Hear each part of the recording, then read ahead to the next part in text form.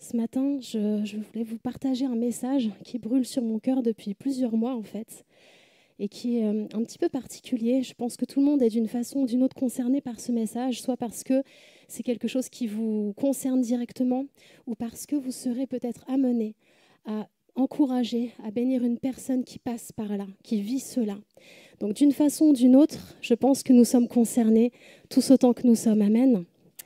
Ce message ce matin, alors il a un titre un petit peu particulier, mais je crois que c'est quelque chose qui peut malheureusement, que l'on peut malheureusement voir autour de nous dans le milieu chrétien, pas spécifiquement dans l'église de Porcheville, mais dans le milieu chrétien partout autour de nous.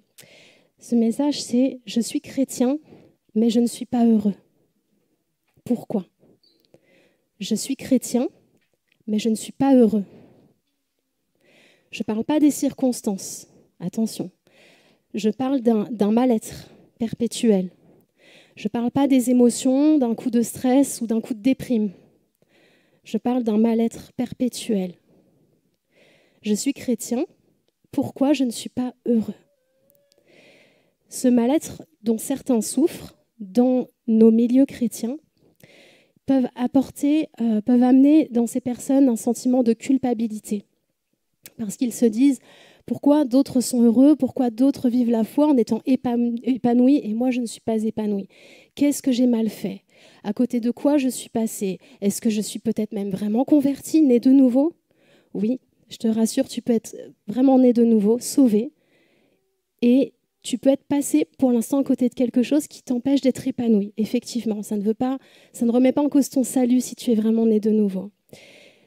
Ce mal-être chez certains chrétiens, il existe, il ne doit pas être jugé, il existe vraiment, et il peut apporter chez ces personnes parfois un sentiment d'injustice aussi, en voyant d'autres chrétiens, aussi convertis qu'eux, qui sont épanouis. Ça peut même apporter un sentiment de trahison, parce que vous savez ce que c'est quand on n'est pas encore au Seigneur et qu'on entend prêcher, qu'on entend la bonne nouvelle de l'Évangile, on se dit « Ah, tout va changer, je vais enfin pouvoir rentrer dans le vrai bonheur ». Et en principe, c'est ce qui arrive. Mais malheureusement, il y a des personnes qui continuent de vivre avec la dépression. Il y a des personnes qui continuent de vivre avec un mal-être perpétuel. Et ils peuvent se sentir trahis. Ils peuvent même avoir parfois l'impression qu'on leur a menti, qu'on a exagéré sur l'Évangile. Et on va voir ensemble pourquoi. On va voir ensemble 3 grands points, même s'il y en a certainement d'autres, 3 grands points que j'ai relevés en observant tout simplement et puis en lisant les Écritures, qui peuvent être la source d'un mal-être perpétuel. Et ce matin, j'espère vraiment que ce soit une parole de grâce et de guérison. Amen. Le premier point qui peut être à la cause d'un mal-être, d'un manque ou carrément d'une absence de bonheur alors que la personne est née de nouveau, eh bien, ça peut être un besoin de guérison. Un besoin de guérison. Alors, on va voir ensemble certains points qui peuvent être à la source de cela.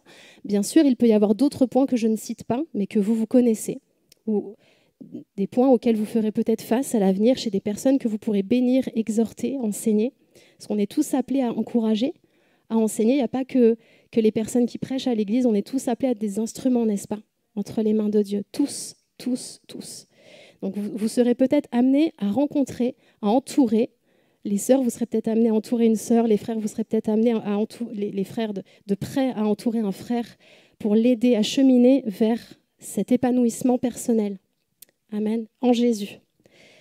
Alors, le besoin de guérison, il peut être dû chez certaines personnes, à une prédisposition, qu'elle soit génétique ou pas, à la dépression.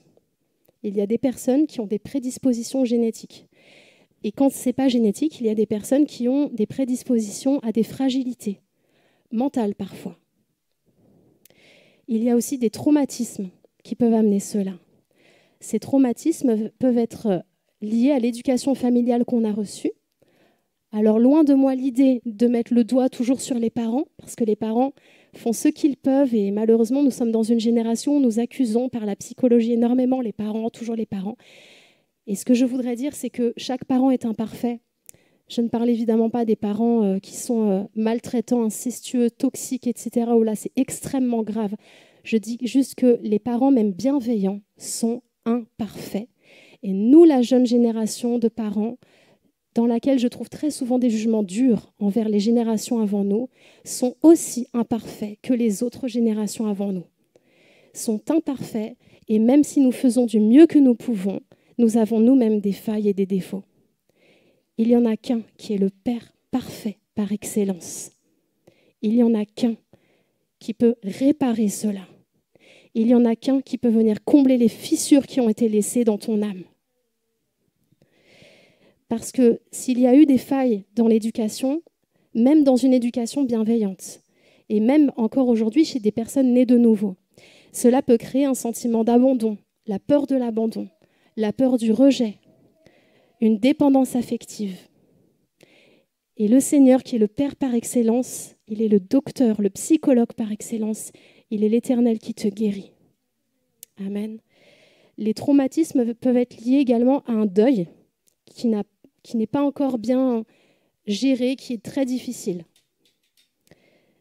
Ça peut être lié à une agression passée, une agression, qu'elle soit morale ou physique, qui a laissé en toi des fissures et qui a laissé en toi une prédisposition à être dans un mal-être perpétuel.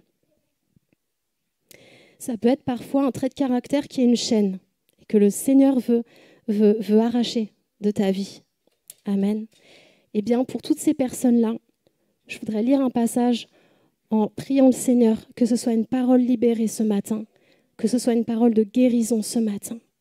C'est dans le psaume 103, au verset 3. C'est lui qui pardonne tous tes péchés. Donc il peut pardonner aussi les péchés de tes parents. C'est lui qui te guérit de toute maladie. Je répète, c'est lui qui te guérit de toute maladie. Et si tu as l'impression que c'est la mort dans ta vie, si tu as l'impression d'aller toujours tout droit vers toujours une destinée de mort, de dépression, la Bible dit aussi dans ce passage, c'est lui qui t'arrache à la tombe. C'est-à-dire qu'il guérit des maladies physiques, mais aussi des maladies morales. C'est lui qui te couronne de tendresse et d'amour. Il est le Père parfait par excellence. Je répète, c'est lui qui te couronne de tendresse et d'amour et qui te comble de bonheur tout au long de ton existence. Et pour ceux qui, peut-être vieillissant, se sentent parfois inutiles parce qu'ils voient leur force physique les abandonner, ce passage continue en disant « Et ta jeunesse comme l'aigle prend un nouvel essor. » Alléluia. « Et ta jeunesse comme l'aigle prend un nouvel essor. » Je veux répéter ce passage parce que je crois qu'on ne peut pas retenir 100% d'une prédication, c'est impossible. Mentalement, c'est impossible. Mais je crois que la parole de Dieu est tellement suffisante que je veux répéter ce passage parce qu'elle est parfaite, la parole de Dieu. Et si on doit retenir qu'un pourcentage, retenons surtout cela. Psaume 103, à partir du verset 3 jusqu'au verset 5. Psaume 103. C'est lui qui pardonne tous tes péchés. C'est lui qui te guérit de toute maladie, qui t'arrache à la tombe. C'est lui qui te couronne de tendresse et d'amour. Il te comble de bonheur, tout au long de ton existence. Et ta jeunesse comme l'aigle prend un nouvel essor. Alléluia. Nous avons le Créateur de toutes choses, le Père parfait par excellence, qui lui, contrairement aux êtres humains, qui même quand ils sont convertis, ils ont été quand même déformés par la nature du péché, parce que tant qu'on est ici-bas, vous savez qu'on n'est pas parfait, donc on a peut-être donné une éducation imparfaite aussi à nos enfants. Il est lui le Père par excellence qui comble les failles, qui comble les fissures. Et je vais vous dire quelque chose, je crois que Dieu peut guérir de tout. Je crois vraiment que si Dieu peut guérir miraculeusement d'une grippe, et je l'ai vu, j'ai déjà vu, vous savez, la vraie grippe qui dure 10 jours avec des pics à 40 pendant 10 jours, etc. Rachel l'avait eu pendant 10 jours, Naomi qui était bébé l'avait attrapé. J'avais un projet pour le service de Dieu qui était important cette semaine-là. On a clos ça au nom de Jésus. Elle a été guérie alors que c'était la vraie grippe qui devait durer 10 jours comme sa sœur la semaine d'avant. Donc bref, Dieu guérit des grippes, Dieu guérit des angines, Dieu peut guérir miraculeusement des cancers. Et je crois que si Dieu peut guérir d'un rhume, Dieu peut guérir aussi de troubles qui sont au niveau de la personnalité. Des troubles intérieurs, des maladies qui ne se voient pas à l'extérieur, ou en tout cas qui ne se voient pas tout de suite. Je crois en un Dieu qui, s'il peut guérir de ceci, alors il peut guérir de cela. Je crois en un Dieu qui, s'il peut guérir de maladies physiques, il peut guérir de maladies intérieures. Je crois en un Dieu qui peut guérir de tout.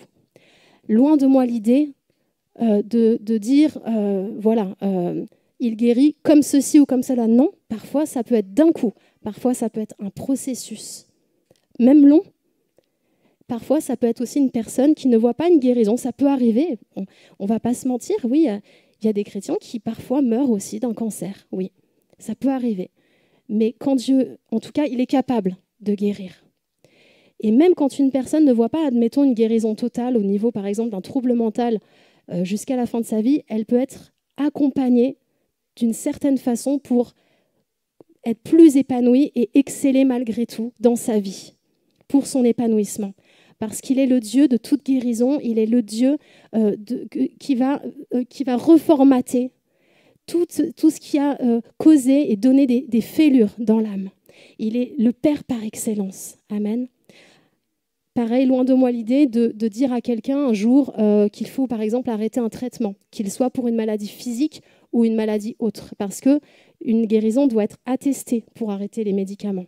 Donc, bien sûr, je ne vous invite pas à dire un jour, au nom de Jésus, tu es guéri, tu arrêtes ton traitement. Là, il faut que ce soit attesté, il ne faut pas manquer de sagesse. Et bien sûr, chaque cas est différent, le Seigneur fait au cas par cas, mais il est le Seigneur qui peut guérir. Et je peux témoigner que dans mon passé, j'ai vécu des guérisons, qu'elles soient physiques ou qu'elles soient au niveau de mon âme. Je peux attester que j'ai vu des personnes avoir des suivis très importants par rapport à certaines maladies qui ont été miraculeusement guéries. Notamment, il y a une personne que je n'ai pas connue quand elle était malade, mais que j'ai connue après, pendant des années, et qui me témoignait de ce qu'elle vivait à l'époque où elle avait des troubles, au niveau notamment mental. Et quand elle me racontait ça, je me disais, mais c'est pas possible. C'est pas la Catherine que je connais, c'est pas possible qu'elle ait vécu tout ça. Et elle m'a dit, j'ai été guérie par la puissance du Saint-Esprit, regarde où j'en suis aujourd'hui, je suis totalement guérie. Ça n'empêche pas qu'elle avait sa personnalité, hein. Dieu n'enlève pas la personnalité, mais elle était guérie. Et j'ai connu une personne avant et après sa guérison, pendant des années. Et en fait, pour cette personne-là qui souffrait de troubles intérieurs, elle avait envie, malgré qu'elle était chrétienne, hein, elle avait envie de tuer sa mère, parce qu'elle avait été extrêmement abîmée par ses parents. Elle avait envie de tuer sa mère. Et elle, dans son cas, chaque cas est différent, attention, ce qui l'a guérie par la puissance du Saint-Esprit, c'est le jour où elle a pardonné. Elle a été délivrée d'une maladie mentale, complètement.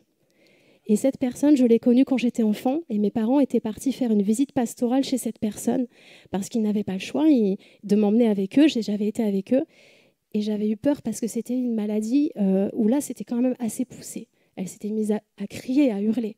Et j'avais très peur. Et je me souviens que dans la voiture, après, quand on était rentrés, ma mère m'avait dit « Tu as eu peur de la dame tout à l'heure, ma chérie ?» Et je ne sais pas pourquoi, j'ai répondu « Non. Non, je n'ai pas eu peur alors que ce n'était pas vrai. » Est-ce que c'était par pudeur? Est-ce que c'était parce que je voulais un peu protéger mes parents? Est-ce que c'était parce que je n'osais pas dire que si j'avais eu très très peur? Mon cœur, je m'en souviens encore, avait battu la chamade et j'avais vraiment eu très peur. Et cette personne-là, elle a été guérie miraculeusement par la puissance du pardon. Donc je suis de ceux qui pensent que Dieu peut guérir de tout. Avec chacun son chemin différent. Ça peut être d'un coup, ça peut être par un processus, ça peut être aussi une guérison parfois qui est totale ou parfois un cheminement. Voilà, un cheminement qui fait que le Seigneur accompagne et il y a une chaîne qui tombe l'une après l'autre et le Seigneur aide aussi, accompagne sur le chemin. Mais je vous invite vraiment, en tout cas pour les chrétiens qui ont un manque ou une absence de bonheur, voire une prédisposition à la dépression ou un trouble quel qu'il soit, à ce qu'on ne soit jamais, bien sûr, dans le jugement, mais qu'on demande la sagesse à Dieu pour savoir vraiment comment aider du mieux que l'on peut. Parce qu'on est tous soit face à ça, ou à un moment donné, quelqu'un peut vivre cela. En tout cas, voilà, Dieu peut guérir de tout. Le deuxième point maintenant, qui est complètement autre chose et qui peut être la source d'un manque ou d'une absence de bonheur, ça peut être des mauvais choix de vie. Je ne parle pas de la couleur du papier peint, n'est-ce pas? Je parle de mauvais choix de vie par rapport à des choix précieux de vie. La personne avec qui on va se marier, par exemple, où le Seigneur t'a parlé, t'a dit de ne pas prendre ce travail, tu ne sais pas pourquoi, mais le Seigneur t'a parlé, tu es dans la désobéissance, même si en soi, bien sûr, il faut travailler, mais voilà, le Seigneur t'a parlé clairement pour une chose, pour un déménagement, et tu n'es pas dans l'obéissance, admettons. Ou tout simplement, tu as fait des choix quand tu n'étais pas chrétien, Et aujourd'hui, tu vis les conséquences de ces choix, même si tu es venu à Jésus. Je voudrais dire ce matin une parole de grâce de la part du Seigneur. Ce n'est pas parce que tu t'es trompé, ce n'est pas parce que tu as fait une erreur que Dieu n'a plus de destinée pour toi. Ce n'est pas parce que tu t'es trompé que Dieu n'a plus de plan pour ta vie. Non. Mais par contre, si tu as été dans la désobéissance ou que tu es encore dans la désobéissance pour quelque chose, ce que je t'invite à faire, c'est à passer par la repentance. Que tu sois chrétien ou que tu ne sois pas chrétien, puis que tu veuilles venir à Jésus, la repentance, je sais que c'est un mot qu'on a beaucoup de mal à entendre aujourd'hui, parce qu'on a envie d'entendre quelque chose seulement d'assez confortable. Mais la parole de Dieu reste la parole de Dieu, n'est-ce pas? La repentance, c'est une bonne nouvelle, mes amis. La repentance, c'est une bonne nouvelle parce qu'elle fait changer la trajectoire. La repentance va de pair avec la grâce, et c'est là que c'est une très bonne nouvelle. La grâce va de pair avec la repentance. L'un ne va pas sans l'autre. Je ne parle pas de, vous savez, le fait que Dieu fasse grâce aux bons comme aux méchants, aux croyants comme aux incroyants. Oui, Dieu fait grâce et Dieu bénit aussi les incroyants. Mais ça, c'est une grâce qui n'est que temporaire. Je parle de la grâce qui demeure et qui est éternelle. D'être sous cette grâce-là. Ça ne va pas sans la repentance. Et j'ai une bonne nouvelle pour toi. C'est que tu vives des conséquences qui soient irréversibles par rapport à des mauvais choix passés ou pas. Si tu passes par la repentance en disant « Ok Seigneur, déjà, je peux encore changer d'avis. Donc Seigneur, tu me parles, je vais changer ma trajectoire dans mes décisions. Je vais revenir sur ce que j'ai fait parce que je sais que je ne suis pas dans le plan de Dieu. Je t'invite à le faire. Et si jamais tu es dans des conséquences irréversibles où là, tu ne peux pas y changer grand-chose. Par exemple, quelqu'un a eu un enfant dans des conditions, avec une personne qui la rend ou qui le rend malheureux, malheureuse, dans des conditions qui n'étaient pas du tout le plan de Dieu. L'enfant, il est là. Est-ce que Dieu n'a pas un plan pour cet enfant quand même? Dieu connaît toutes choses depuis toute éternité, il est hors du temps. Et il savait que cet enfant viendrait. Et il a une destinée pour cet enfant, n'est-ce pas? Si par exemple, là sans parler forcément d'enfant, tu es marié, je ne vais pas te dire de divorcer. Non, sauf si tu es en danger, bien sûr. Là c'est autre chose. Si tu dois te mettre à l'abri, te protéger, partir, parce que tu es en danger. Mais si ce n'est pas le cas, je suis désolée, mais le mariage, ce n'est pas un partenariat. Le mariage, c'est une alliance. Et c'est jusqu'à la mort.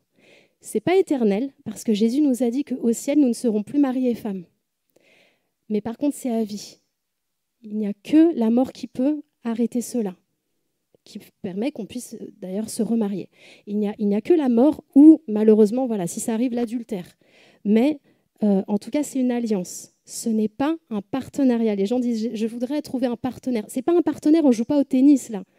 C'est une alliance. On n'est pas dans un jeu, un sport, là. C'est le mariage. Donc, je ne peux pas te dire de divorcer. Ça aussi, ça fait partie des conséquences qui sont irréversibles, jusqu'à la mort.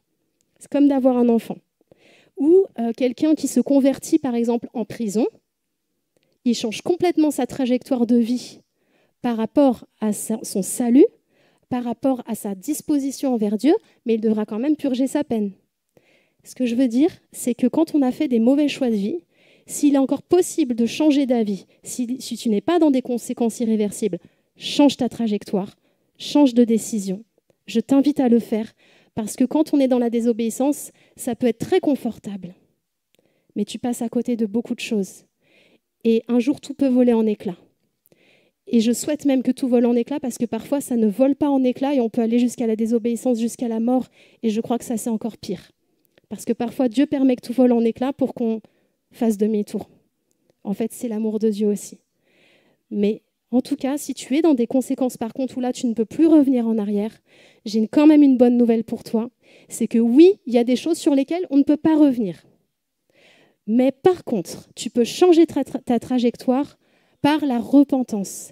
Et là, ce qui change, c'est ta disposition de cœur envers Dieu.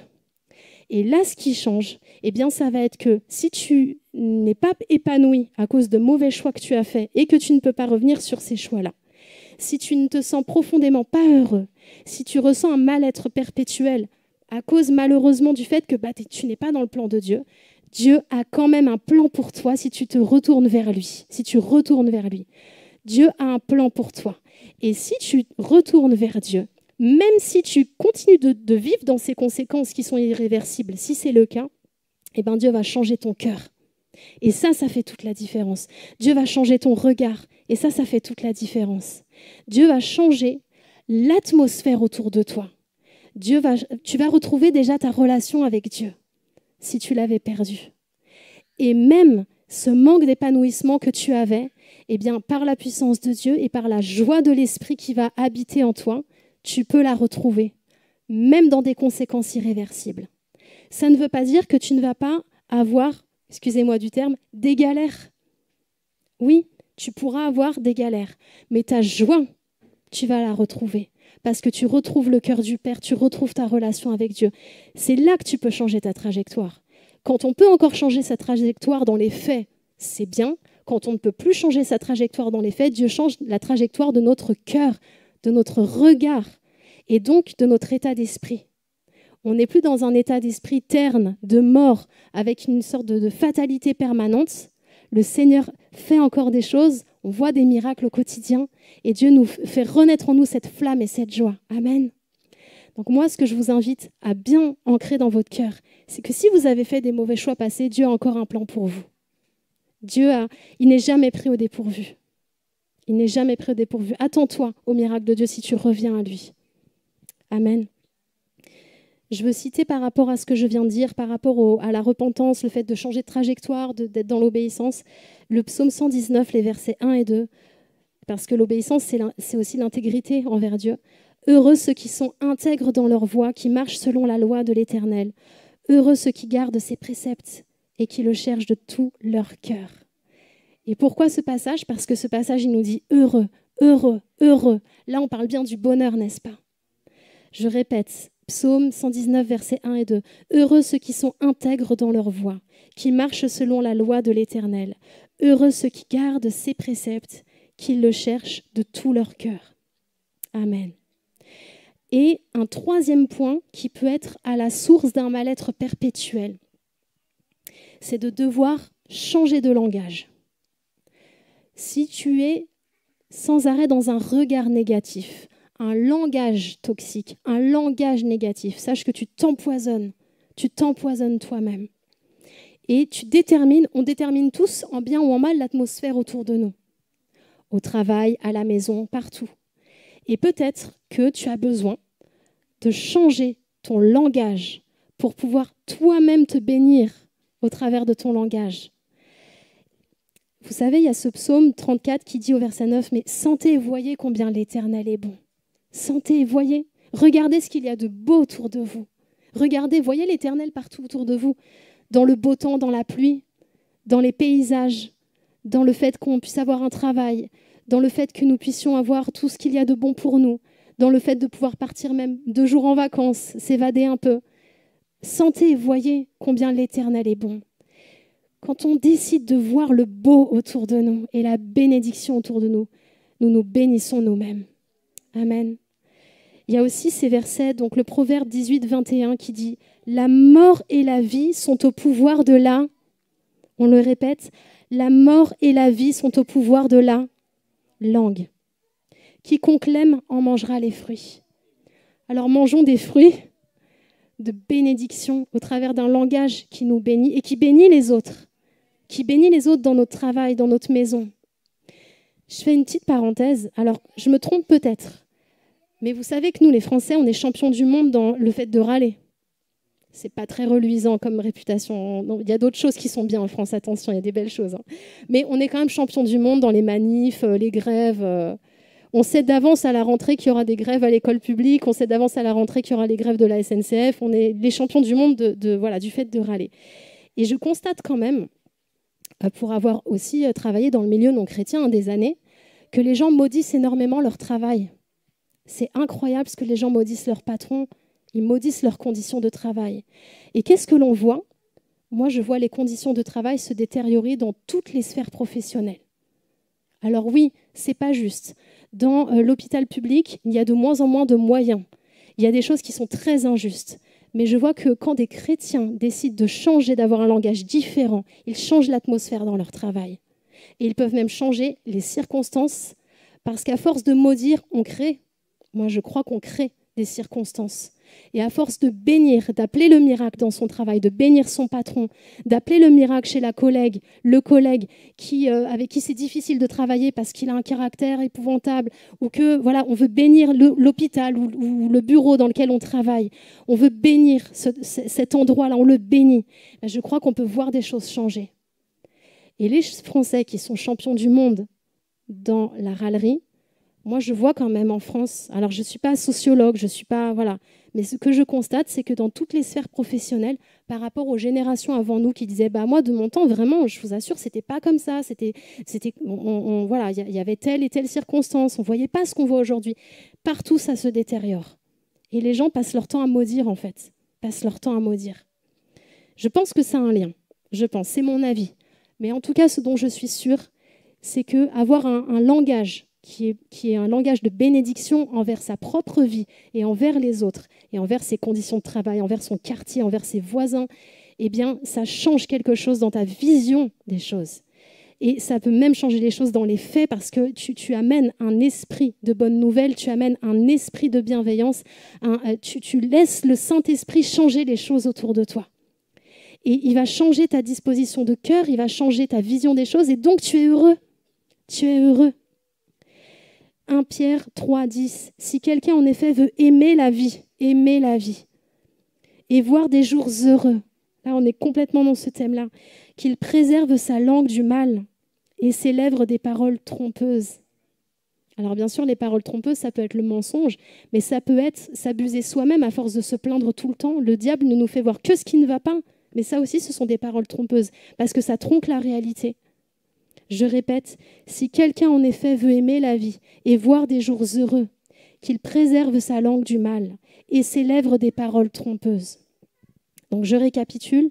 Le premier point qui peut faire qu'un chrétien né de nouveau, sauvé, il n'y a pas de souci là-dessus, et n'est quand même pas épanoui ou heureux, ça peut être un besoin de guérison. Reçois ta guérison ce matin. Amen. Ça peut être à partir de ce matin ou ça peut être ce matin tout simplement. Le deuxième point, ça peut être des mauvais choix de vie, encore une fois, des choix importants, qui fait qu'on n'est pas heureux. Bah oui, parce que malheureusement, alors ça peut être des mauvais choix passés quand on n'était pas chrétien et on en subit encore les conséquences, ça peut être des choix récents. Dans tous les cas, Dieu peut changer la trajectoire, ton regard et ton moral, ton bien-être. Le troisième point, ça peut être le langage, qui fait qu'on se maudit soi-même. Et je voudrais apporter encore une bonne nouvelle par rapport à ces points que l'on a vus, même s'il y en a certainement d'autres aussi peut-être qui vous parleront au travers de la parole de Dieu. Je voudrais apporter une réalité spirituelle et faire un parallèle avec le bonheur, le bien-être. C'est la joie de l'esprit. La joie fait partie du fruit de l'esprit. Ce n'est pas une joie qui dépend des circonstances. C'est une joie qui est surnaturelle. Et peut-être que certains ont besoin d'être visités par la joie de Dieu ce matin ou dans la semaine, dans votre temps personnel, intime avec le Seigneur, dans votre chambre. Certains ont besoin d'être visités par la joie, particulièrement la joie du Saint-Esprit. Et si c'est le cas, je veux vraiment proclamer ce matin que si c'est ton besoin, sois visité par la joie de l'Esprit ce matin ou cette semaine dans le secret de ta chambre, sois visité dans tes entrailles, dans ton âme, dans tes profondeurs par la joie du Saint-Esprit. Peut-être que tu pleureras de joie. Peut-être que tu seras juste dans un bien-être, une paix immense. Peut-être même que tu auras envie d'exalter, d'allégresse, de joie, de chanter tout simplement, de crier à Dieu merci. Mais sois visité dans tes entrailles par la joie de l'Esprit ce matin et qu'il puisse renouveler ton intérieur, renouveler ta pensée. Si certains se sentent comme ternes au niveau de leur vision des choses, de leur vie. Certains se sentent ternes, ont l'impression que c'est plat, ont l'impression qu'il y a un bien-être qui n'arrive pas, qui ne vient pas, et pourtant je suis née de nouveau, je me suis convertie. Reçois le souffle de l'Esprit de Dieu ce matin, reçois la joie de l'Esprit. Alléluia. La Bible nous dit le fruit de l'esprit, c'est l'amour, la joie.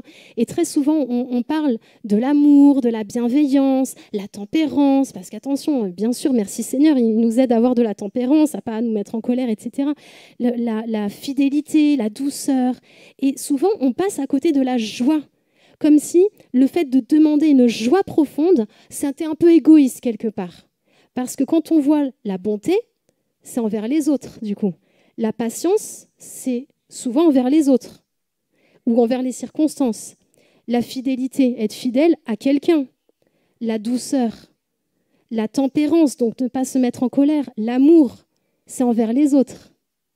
Mais la joie, elle est pour toi.